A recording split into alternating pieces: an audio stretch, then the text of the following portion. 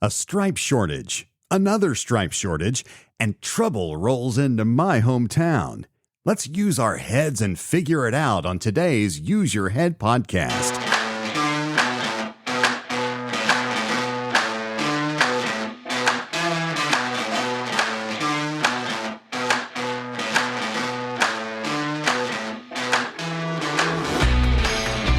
Greetings and felicitations from Dallas, Texas. This is the Use Your Head podcast. I'm your host, John McLean, delighted to be with you for another exciting foray into the news of the day and how we, as independent thinking human beings, can brush aside what we're told to think and use our heads. Figure it out. That's what we do here at the Use Your Head podcast from Dallas, Texas. As I said, I am John McLean, and I am thrilled to pieces that you have decided to spend about half an hour with us together as we parse through the narratives and noise of the day and simply engage our brains. That was one thing my late mother used to say. Engage your brain, son. This is when I was young shaver, you understand, and had a tendency to not opt for using it. Engage your brain, son. Engage it. Turn it on. Use your head. It's one of the most powerful gifts we're given by our Creator is the ability to reason and use our head. Don't be lazy and let someone else do it for you. For crying out loud, use your head. Thank you for listening, by the way, wherever you are. We're all across the web on all kinds of platforms, and you can reach out to me anytime and even participate in the program via email. John at useyourheadpodcast.com is available to you 24/7. Whatever's on your mind, complaints, suggestions, send me a recording if you want to ask a question or tell me that I was completely off base and I'm an idiot last week or whatever. You might be right. I'm honest. Sometimes I swing and miss. In fact, when I played baseball, I often swung and missed, but I swung. I tried to use my power to drive the ball out of the ballpark, and, the metaphor is that we try to use our heads. That was kind of lame, so we'll leave it behind and get on to topic number 1 today. There is a severe stripe shortage right now. Did you know about this? You should. A severe stripe shortage on the field. Yeah, we're talking about the zebras that make the call, that throw the laundry, and often get called all kinds of terribly vile names. Yeah, there's a officials shortage. We're going to talk about football, the old gridiron. Whoa, Nelly. There is a referee shortage in lots of places across America. The story I found is from Lake Charles, Louisiana, from KPLC, written by Stephanie Obedeku. From Lake Charles, the story says this: high school sports season is right around the corner, but there is a growing problem, a major referee shortage. By the way, quick aside, when I read the first line of this story, and I'm not criticizing Steph here, she's writing very, very well. I've read this article. It's great. It's a good article. But a long time ago when I was in radio, I got in this, you get in a rut where you say the same thing over and over. It happens even now. I probably do it on this show. But I got in a rut that drove one of my program directors crazy at a station I was at. I got in the rut of saying that so-and-so, let's say, pick a record. I don't know. Let's say, Whole Lot of Love by Led Zeppelin is around the corner. And he'd come in after the show and he'd say, I don't know about you, but my radio doesn't have corners. And I made the mistake of saying, well, if it's square, it has corners. And he's like, stop saying around the corner.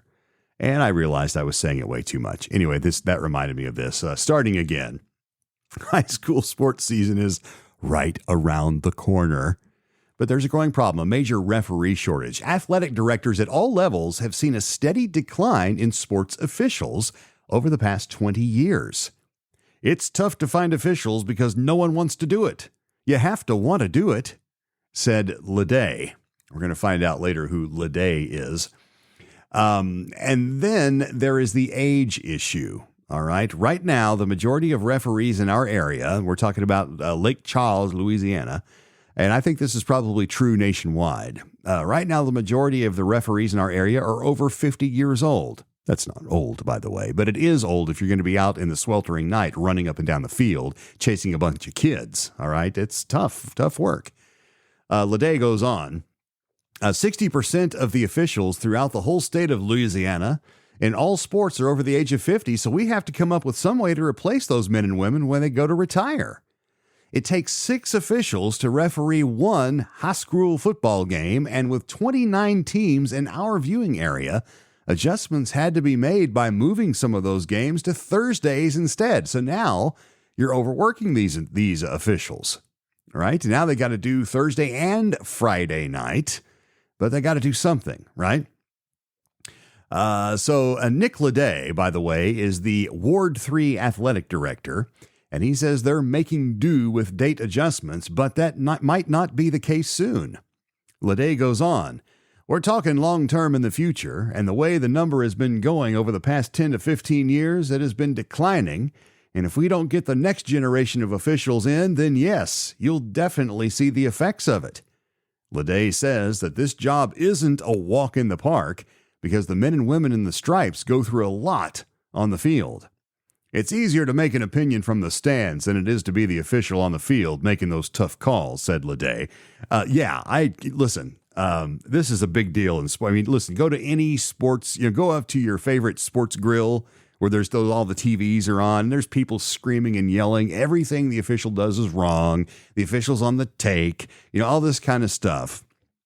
And it's really a hard job. It's a thankless job. Nobody has a poster of a referee on their wall. Okay, so if you disagree with the star player, guess who is going to get yelled at? Guess who is the GOAT in the situation? And I don't mean the Tom Brady kind.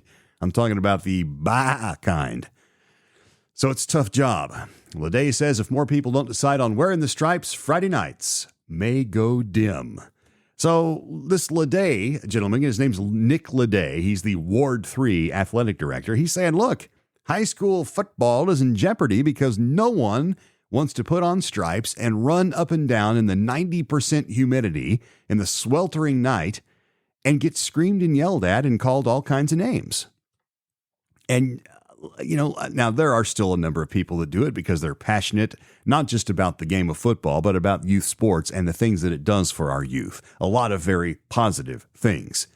And so they're out there supporting these kids and letting sports teach them a little something about life, preparing them for adulting, which, by the way, is very similar to football.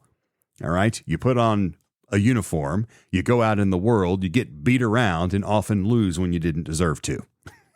I mean, I'm not being a pessimist. I'm not being a Debbie Downer. I'm just saying that's life, right? You go out in life and you have to learn how to lose. And this is the thing that sports teaches kids that is the most valuable and why we should always keep score and we should always have a winner and always have a loser is because in life, you're going to lose and you're going to lose a lot more than you win.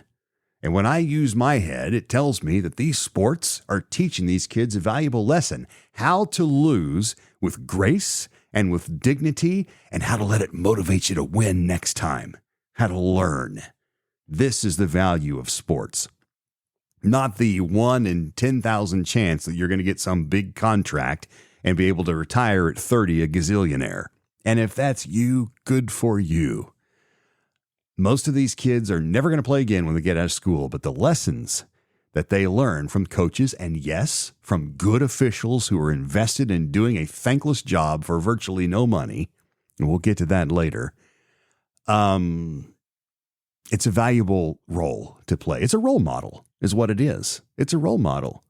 It teaches you that sometimes life isn't fair. Look, when a referee blows a call, that's not fair, right? Yeah, that's not fair. And they did. Life isn't fair. Let it go. This is why I don't like instant replay. I'm not going down that bunny trail, but we'll do that on a different show sometime, and I'll tell you why I think instant replay in all sports is a terrible thing. Anyway, so they're aging out in Louisiana. The officials are aging out, and look, it's grueling. Have you ever watched a referee in a football game at any level? They run up and down the field constantly, depending on their position. But like the back judges, side judges, they're running up and down the sidelines, back and forth, and they stop to get screamed at, and then they keep going. It is a tough job. And you're out there doing this with athletes that are 1/3 your age. It's tough, which is often why a lot of officials, especially in the bigger leagues, you look at these old, officials, middle-aged, and they're in good shape. They have to be, or they won't survive. All right, that's football. Baseball, a little less important to be fit. Not mentioning any names, but a little less important. But in football, you're running. Hockey too. We'll talk about that. But that's the big kids. All right, but there's another problem that's happening in this same topic for the little kids, and so I'm going to call this Topic 1A on the Use Your Head podcast. For the little kids, there's a shortage of officials for their sports for a very different and darker reason. Yeah, you probably guessed. Here's a story out of Florida from Tony Atkins. Tony writing for WESH Channel 2 down there. Tony says, Florida parents' behavior at youth sports events impacting referee shortages. All right, Tony, what do you got to say? Dateline, Lake County, Florida. In sports, it's just a game is a phrase that can help people deal with a tough loss or a bad call. That's a great opening line, by the way, Tony. Great opening line, because there's a lot of truth and wisdom there. But as all stories go, there's always a but or a however in this case. He says, however, in some cases, things can go from bad to worse. WESH2 spoke with a number of stakeholders in youth sports about how adult behavior at games is having an impact on recruiting officials. Channel 2's Tony Atkins visited a soccer field in Leesburg, Florida, where playoffs are underway for a group of kids, and some of these games are competitive. "Let's go, Maddie," said Sakina Gaines, Maddie's mom. If you weren't paying attention, you might have thought Gaines was the coach through her passionate cheers and encouragement. While many of the parents there are hyped about the game, the parents we saw in Leesburg were all having a good time. "It's for them to enjoy themselves. Group with different kids, enjoy themselves," said Gaines. "I think it just brings camaraderie between family and team, no matter if they win or lose," said Rachel Server, another parent. However, this isn't always the case. Time and time again, we've seen the brawls and punches at youth sporting events. Some facilities are even posting signs now, reminding parents these are kids and it's just a game. Time out here. Isn't that pathetic? That we have to, and I've seen them. We've all seen them. If you've got kids in sports, your field, your facility probably has a sign posted near the gate saying, "Hey, parents, listen, remember, all right, this is a game. Our kids are trying to learn to learn a little bit about life and to make them better functioning adults. Let's not show them the wrong way to be adults by acting like barbarians." We have to remind parents, they're kids. It's just a game, okay? So please try not to kill or maim your fellow spectators. But it happens all the time. We see it on social media. Quan Isom, an Apopka dad, or is that Apopka? I don't live down there. I'm sorry if it's APOPKA. Dad was arrested in October for allegedly pulling a gun at his son's Pop Warner football game after other parents told him their kids were better players. So it's like road rage, but it's sports rage, I guess.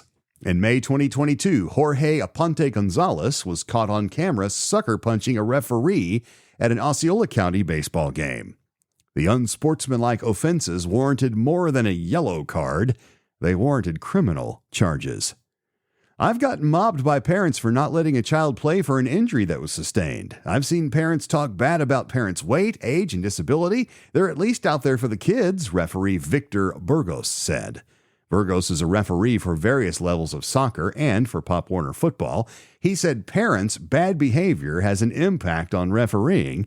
In some cases, he's been forced to stop games entirely.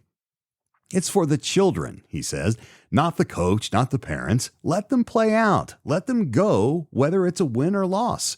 But when they have to storm the field and make something more than it should be and you have to stop a game and they forfeit, you see the kids totally confused," said Burgos. I want to tell you, this to me is very sad. I mean, I can remember as a little leaguer the excitement of slipping on that uniform, and I had no illusions about being, Babe Ruth someday. I was built like the Babe, but that's not the point. The point is, it was exciting to get out there, and when you have a bunch of parents And again, this is not college level. This is not even high school. This is little kids. And you've got parents that can't control their behavior and fly into rage and start beating each other up or storming the field or assaulting officials to where the officials have to say, listen, this is unsafe. I'm calling the game. It's over. The faces of the kids are what breaks the heart, right? I mean, the parents are morons. The kids, though, are the victims. Isn't that always the case? When parents behave badly, it's the kids that suffer. And it's the same thing is true on the baseball diamond or on the Pop Warner field or wherever you are, soccer field. The kids get robbed of the experience of playing a game. And so to you parents, by the way, who think you're tough and maybe trying to, even though you'll never admit it, living vicariously through your kids because they're doing something maybe you couldn't do or can't do anymore, shame on you. All right, because you're breaking your kids' hearts and you're robbing them of a great experience as a child. Would it kill you? But stop ruining and showing your children the wrong way to watch a game and the wrong way to teach your kids. All right? Not sorry. It's true. If you're out there engaging this kind of behavior because that was not a strike, so what? Because a lot of times in your kid's life, overheated mom or dad spectator, your kid's going to go out into the world and is going to get treated unfairly. In many, many cases, what lesson would you have them learn? Pull out a gun and shoot the person who treated you unfairly? Do you want your kid to spend the rest of their life in jail or worse? Or do you want to learn and teach them that sometimes a call gets blown. Sometimes the other team wins when they didn't deserve to. But sometimes life isn't fair, and the winners in life will learn to deal with it, to walk away, brush it off, learn from it, if there's lessons there to be learned, and there often are, and move on. So now we've got a shortage of stripes in youth sports because parents are abusing these officials. All right? I want to tell, before we leave this whole official thing, I want to tell a couple of personal stories.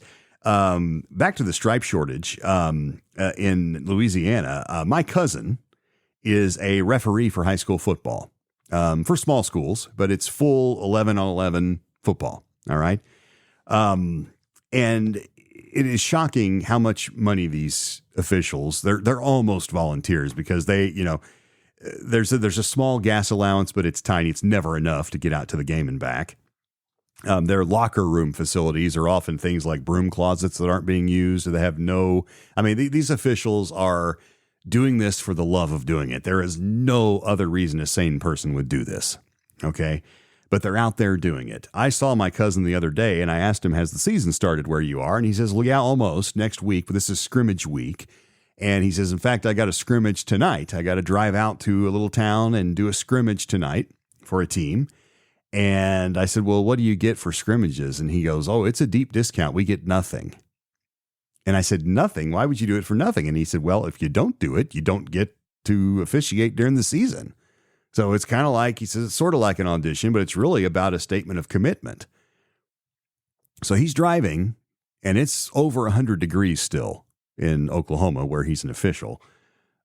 He's driving out there to this school, doing this for the kids, and coming back and coming out in the red for scrimmage day. And he says, frankly, if the game is very far away, I will almost break even. And he does it anyway, and I salute him for that because he does it because he cares about his community and his kids, and he's good at it. He has a skill, he's very analytical in his mind, and he's able to see things and think, he has the gifting to be a good official. He has a strong sense of fairness and justice. That's just kind of how he's wired. And so he uses that for the benefit of youth in his community, high school youth in his case. He's not treated very well. And so I can see why. And he is in his 50s. He's one of these over 50. Barely. He's almost 50. He'll be 50 in a couple months. So he's almost in that category. Sorry, I didn't mean to make you over 50, bud. He's close. He's months away. I'll tell you another story about the parent problem in youth sports. And then we'll move on to something else.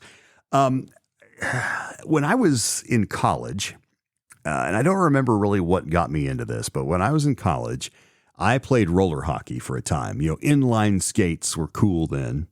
And this was the 90s, early 90s. And I played roller hockey intramural at college. It wasn't a sanctioned sport. It was just an intramural as a club. And I played, and I was a goalie. And I really, really liked it. I still love hockey of any kind. I love the thrill of hockey. Hockey is like soccer, only way more exciting because the field in soccer is way too big. Anyway, I like hockey. And I played for a while. And toward the end of the first season as a goaltender, and I wouldn't say I was really good, but I wasn't terrible. I was kind of one of those middle of the road guys. I was decent. I suffered a concussion. It was a thing where somebody swept my skates out from under me. I hit head first in the back of my head, saw the stars, blacked out. It was one of the most horrifying experiences of my life, so much so that I ended up giving up. I was like, I'm not doing this anymore. All right. It scared me. But I still wanted to be involved. And so what I decided to do is I took a test and I became an official with USA Hockey, which was the governing body for the roller hockey leagues in the region. And I was a referee for a time, a very short time, 2 games, in fact, because in the second game, I'm officiating a game, and most of these players are either they're either college students or young adults, 20-somethings. So these aren't even children playing the game. And I was so abused. And I can take the insults and the shouting, and that's fine. But when they start throwing things at me on the rink, and when I have to be escorted to my car by security guards because people are threatening to follow me home and to harm me, which did happen. Okay, this was not NHL. This was recreational. Hey, we're playing for fun, and after the game, let's go have pizza and beers or whatever. It's like bowling night. This was hockey night. I decided, you know what? This is not worth the $50 per game that I was getting paid, even though it was a lot of fun. So I understand what it feels like to be abused. And listen, you see a bad call, you say, you're blind. That's fine. That's part of sport. Okay. Throwing beer at an official, which, by the way, will get you thrown in jail, and rightfully so, because that's assault, which is a crime, or running onto the field or threatening to harm someone. You're part of the problem. You're part of the problem. All right. So cut it out. Stop doing that, and don't be part of the problem. And maybe we can do away with our stripe shortage in the near future.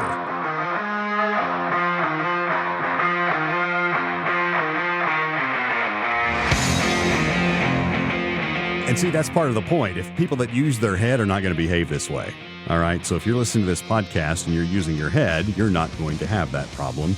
Anyway, this is the Use Your Head podcast. I'm John McClain. Topic number 2 today. Trouble comes to my hometown. Well, we got trouble, my friends.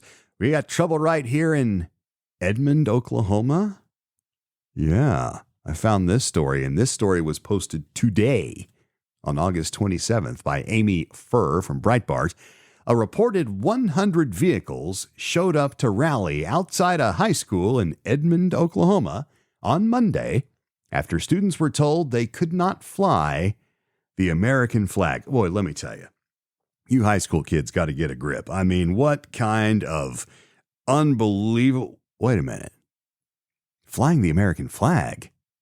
That's not allowed in Edmond, Oklahoma? The demonstration happened at Edmond North High School, where locals gathered to push back against Edmond Public Schools' flag rule, which has drawn much criticism, reported local station Fox 25. All right, quick context here. I didn't go to Edmond North. When I was there, there was no Edmond North. Edmond North was what they called a mid-high, which was a 9th and 10th grade school, and I did attend there for part of my day. It's a long story. I had an interesting schedule, but I was out there for an hour. But shortly after I left, the town exploding in growth, they now have multiple high schools. I don't even know how many they have now. Edmond North is now a high school. Okay. I didn't go there. I went to the original Edmond, which is now called Memorial High School. Anyway, that's not pertinent to the story. An image shows a pickup truck, which is very common in Oklahoma, believe it or not, belonging to a young man, a student, who flew an American flag. Now, I'm looking at a picture of this, and it's a sight gag, but I'm going to try to describe it to you. This guy's got an old Ford pickup truck that he obviously enjoys working on because he's got a lot of projects, it looks like, on the truck that are pending. I love that.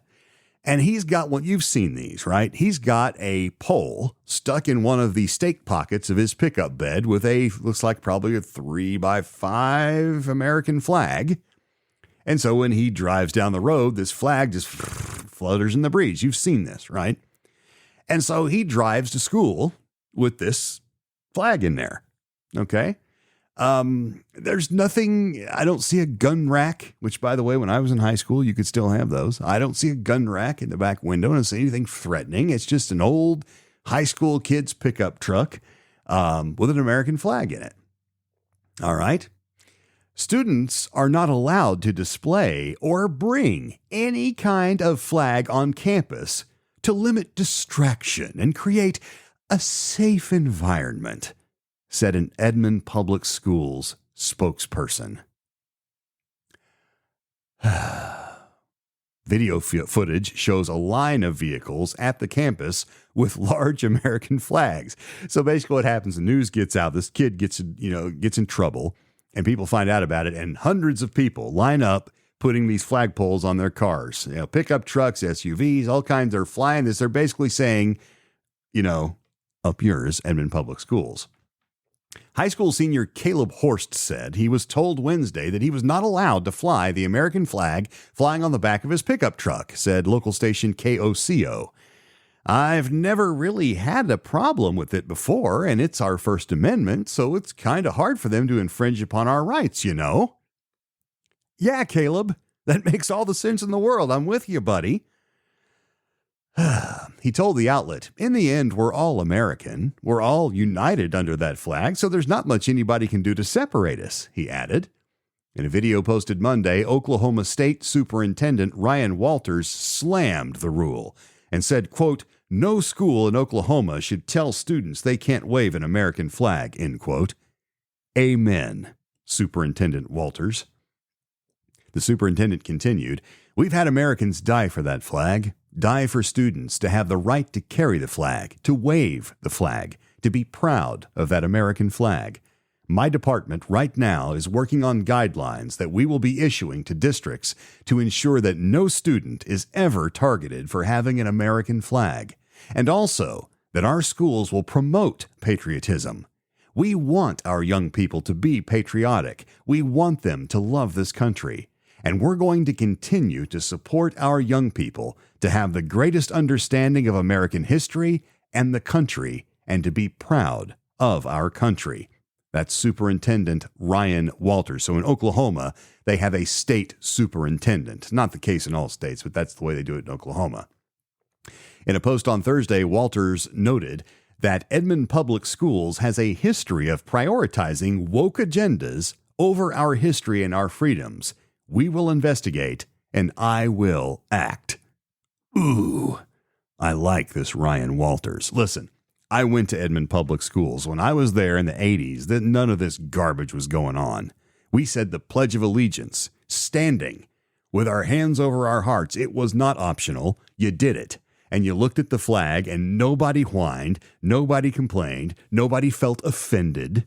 We just did it. And we were taught that it was a good thing to do because we were citizens of the United States of America. And I never thought, well, that's not true. I guess the realist in me, as I use my head, thought that someday that these people, these whining people, would worm their way into the administration.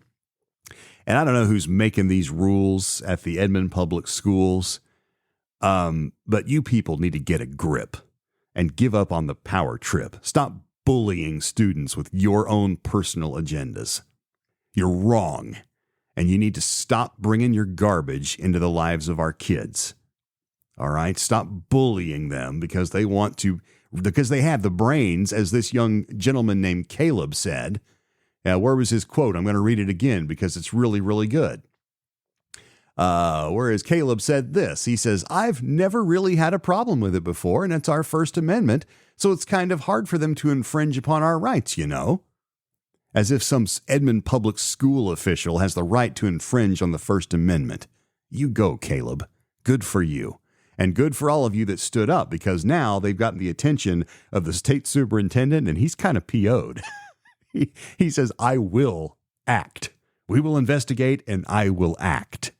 So, Edmond Public Schools, if your goal was to get the attention, you did it. Congratulations. We win.